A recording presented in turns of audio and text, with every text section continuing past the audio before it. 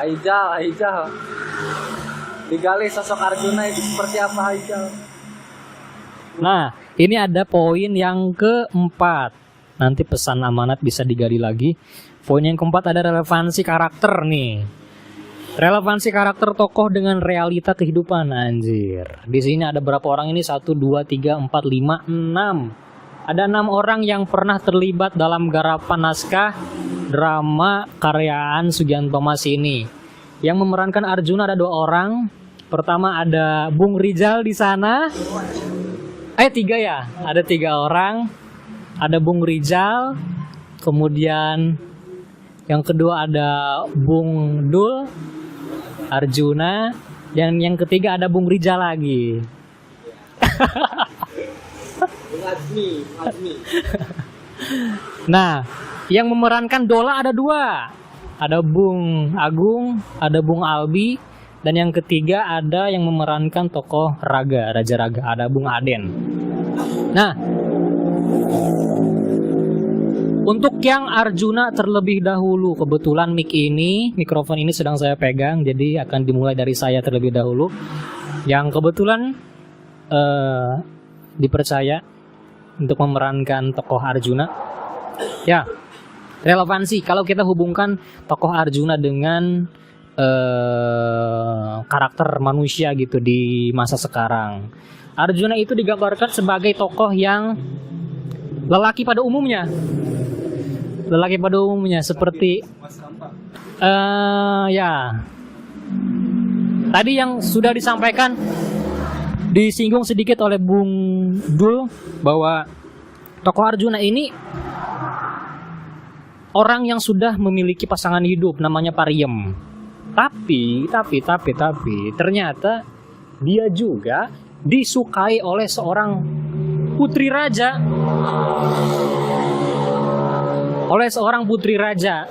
Yang cantik jelita dan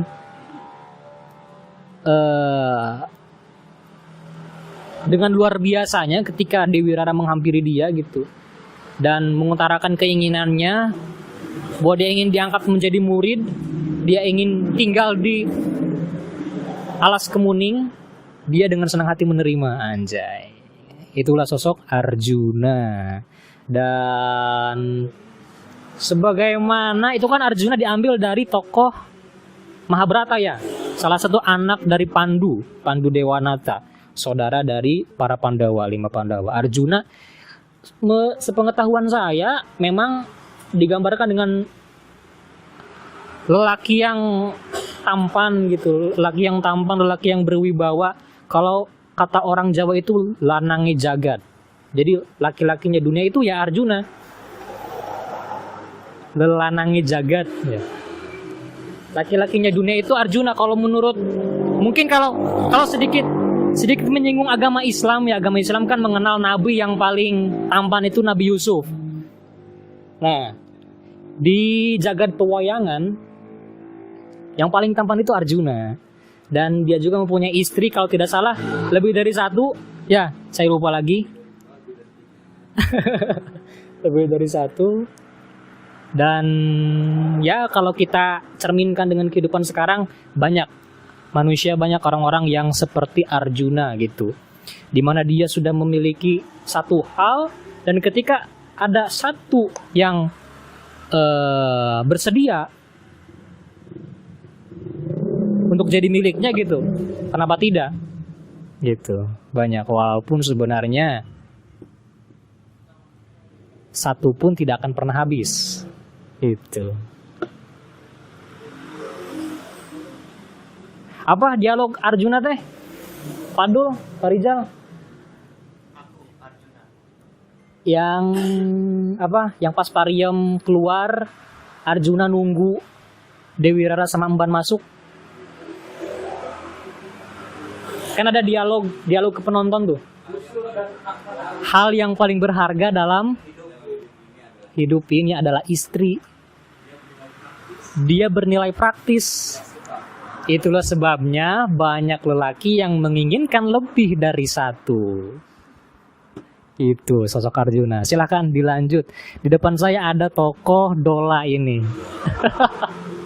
Ada 2 tokoh Dola. Silakan mic ini saya lempar. Diwakili saja Bung sama aktor terbaik. Aktor terbaik mangga.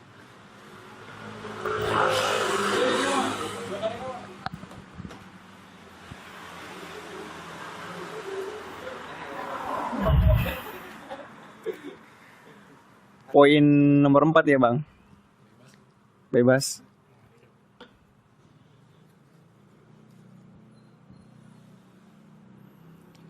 Kalau menurut saya, tokoh yang saya perankan waktu itu memang Raja Dola ya. Jadi kalau menurut saya, relevansi karakter tokoh Raja Dola dalam realita kehidupan adalah bahwa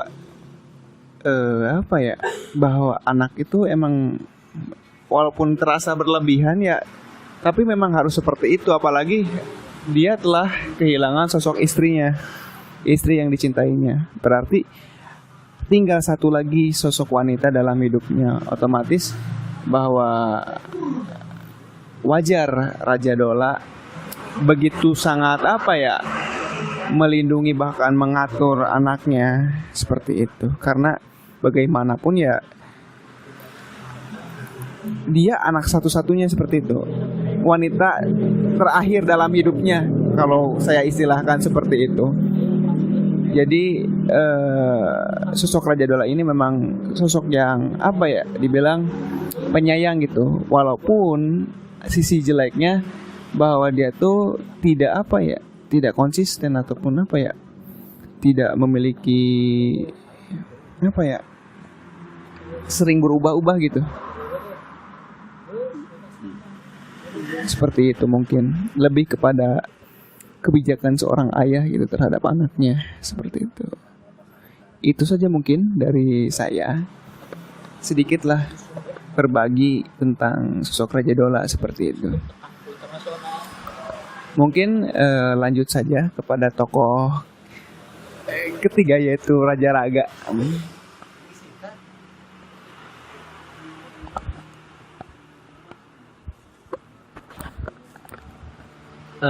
Ya, melanjutkan dari beberapa tokoh yang tadi telah dipaparkan oleh tokoh Dola, kemudian ada Arjuna dan para sutradara. Saya di sini lebih spesifikasi kepada tokoh Raja Raga, karena ketika pementasan tahun lalu saya lebih memerankan tokoh Raja Raga. Mungkin untuk tokoh-tokoh yang lain tadi sudah dijelaskan oleh rekan-rekan saya. Kemudian untuk tokoh Raja Raga ini, menurut pandangan saya, khususnya ketika saya memerankan, banyak orang yang mengira tokoh Raja Raga itu jahat, kejam. Padahal di balik itu semua ada sisi baik dari tokoh Raja Raga.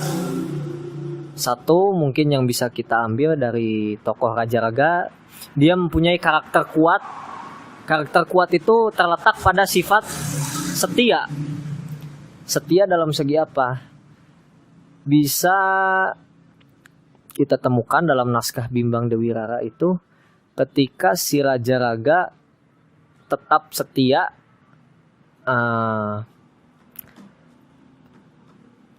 menunggu keturunan dari Putri Wulan.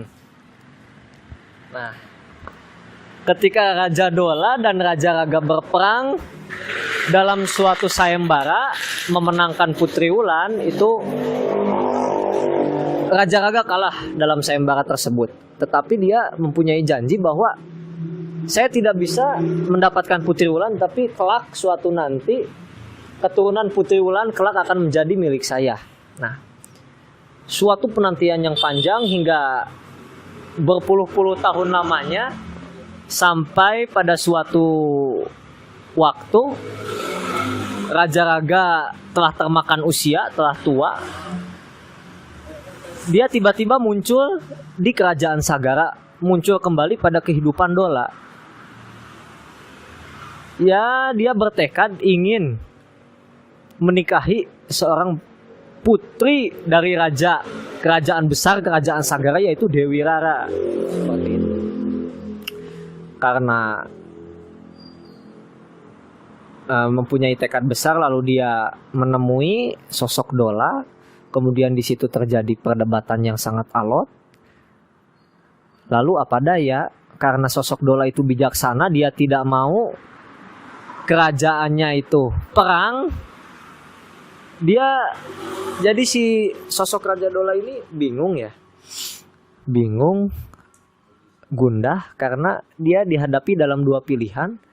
Anaknya akan dikawinkan kepada Raja Raga, seorang raja tua, atau jika keinginan Raga itu tidak dituruti, imbasnya itu akan terjadi peperangan antara kerajaannya Raga dengan kerajaan Sagara. Seperti itu.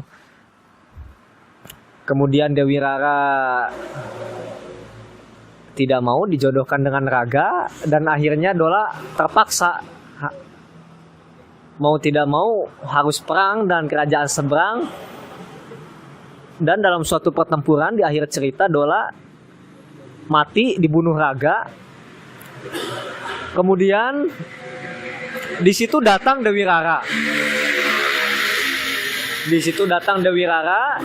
Dewi Rara yang setelah sekian lama berguru dengan Arjuna, kemudian jatuh hati kepada seorang Arjuna. Dia tetap bertekad tidak mau dinikahkan oleh seorang raja tua. Dan akhirnya apa?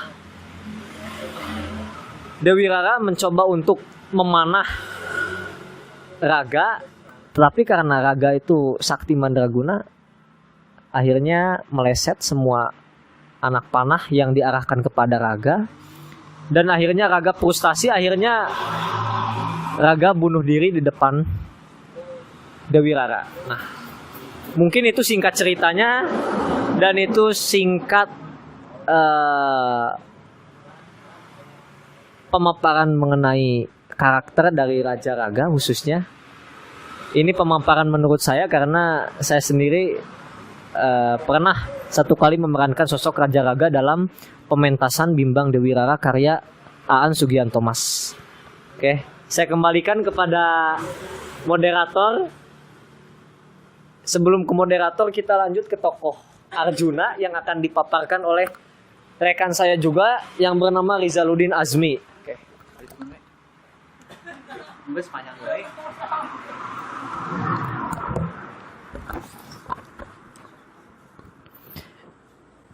Itu poin keempat. Poin kelima ada sosok perempuan. Sosok perempuan dalam naskah Bimbang Dewi Rara. Sosok perempuan dalam naskah Bimbang Dewi Rara apa ini? Karakteristik itu ya, karakteristik perempuan yang mungkin bisa digali di naskah Bimbang Dewi Rara. Kebetulan di sini juga ada sosok perempuan. Ada mahasiswa pendidikan bahasa dan sastra Indonesia semester 3. Ada Silpa, ya. Mau memberikan pendapatnya, Neng Silva?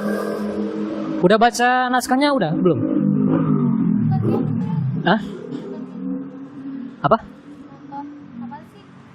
PDR, Bimbang Dewi Rara. Bacanya udah?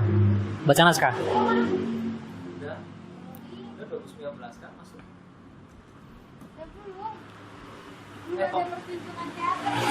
Pementasan bulan Juli, kamu masuk? Oh belum ternyata ya. Tapi sebenarnya kayaknya mah udah sih, udah familiar sama ceritanya. Nah, sambil menunggu Neng Silva mengingat kembali ceritanya, mungkin saya ada sedikit ilham nih membahas masalah perempuan. Di dalam naskah drama Bimbang Dewi Rara itu ada dua tokoh ya perempuan. Yang pertama ada Dewi Raranya itu sendiri, yang kedua ada sosok Emban. Tuh kan, nonton tuh. Nah, Dewi Rara ini sebenarnya seperti wanita pada umumnya ya. Dewi Rara ini seperti wanita pada umumnya, di mana dia merupakan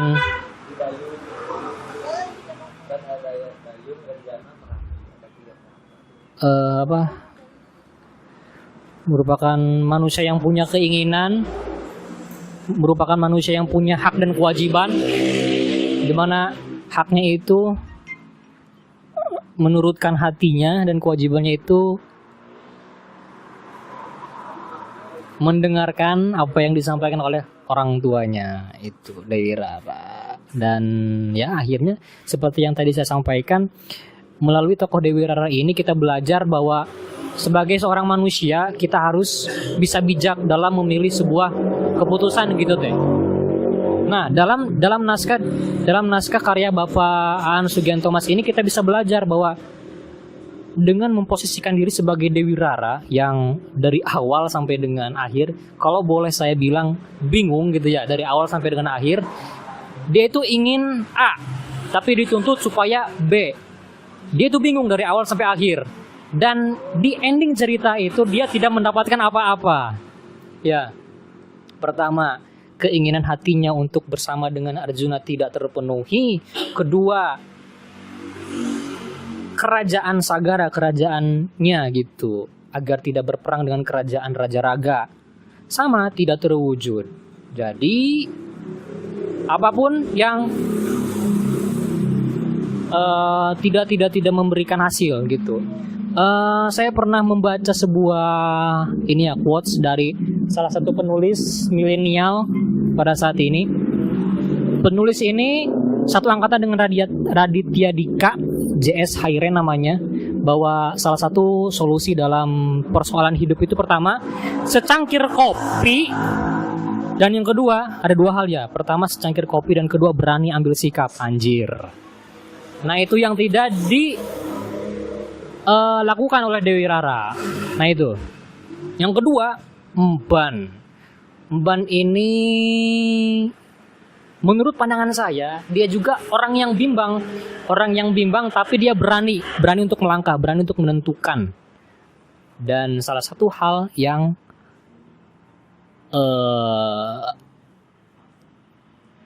jadi penting gitu dari kehidupan Dewi Rara, dia ikut memberikan ide bahwa Dewi Rara, daripada Anda terus bingung, mending Dewi menurutkan apa kata hati Neng Dewi gitu, untuk tinggal bersama Arjuna di Alas Kemuning.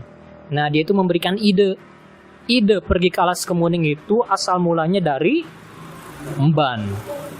Dan sebagai seorang manusia kita juga sering memberikan ide, memberikan masukan, dan terkadang menjadi dalang atas kehidupan seseorang gitu, menjadi penentu atas